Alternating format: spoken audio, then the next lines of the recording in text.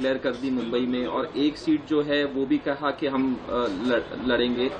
तो किस तरह से देखते हैं, आप कह रहे हैं कि कांग्रेस को साइडलाइन किया जा रहा है मुंबई में, और जिस तरह से अभी पूरी बातचीत नहीं हुई और लिस्ट जारी कर रहे हैं। शिवसेना उबाठा ने जिस तरीके से मनमाने ढंग से मुंबई की 6 में से 4 लोकसभा सीटों के उम्मीदवार घोषित किए हैं, और मुझे जो जानकारी मिली है उसके हिसाब से 5वीं सीट यानी उत्तर मुंबई का भी कैंडिडेट वो कल परसों घोषित करने जा रहे हैं। इससे कांग्रेस के कैडर में भयंकर नाराजगी है। कांग्रेस का नेतृत्व जो मुंबई का है वो बहुत ही चिढ़ा हुआ है, और उसकी वजह से कांग्रेस का जो वोटर है वो भी नाराज रहेगा। ऐसे में सबसे पहले मैं तो अपने शीर्ष नेतृत्व से ये मांग करूंगा कि निश्चित तौर पर कांग्रेस की शिवसेना के इस फैसले के खिलाफ उनको एक भूमिका लेनी चाहिए। दूसरी बात यह है कि शिवसेना ने जो उत्तर पश्चिम मुंबई में, जहां से मैं दावेदारी मजबूती के साथ करके खड़ा था, वहां से जो उम्मीदवार दिया गया था वो व्यक्ति कोविड के जमाने में जो माइग्रेंट लेबर्स थे मुंबई के, उनके लिए जो एक मुफ्त भोजन खिचड़ी खिलाने का जो स्कीम था, उस स्कीम में उसने दलाली खाई है कॉन्ट्रैक्टर से, सप्लायरों से।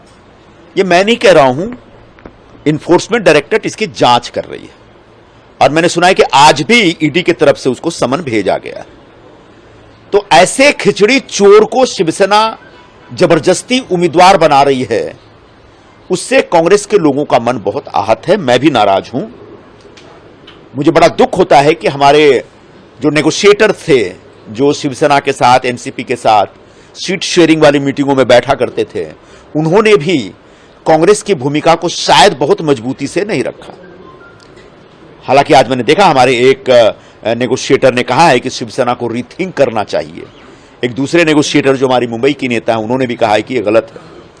तो ऐसे में शिवसेना ने जो कांग्रेस पार्टी को दबाने की कोशिश की है, और ये जो कोशिश है इससे कांग्रेस पार्टी को हमेशा के लिए मुंबई से खत्म करने का एक षड्यंत्र दिख रहा है, उसमें कांग्रेस को निकल के आना पड़ेगा।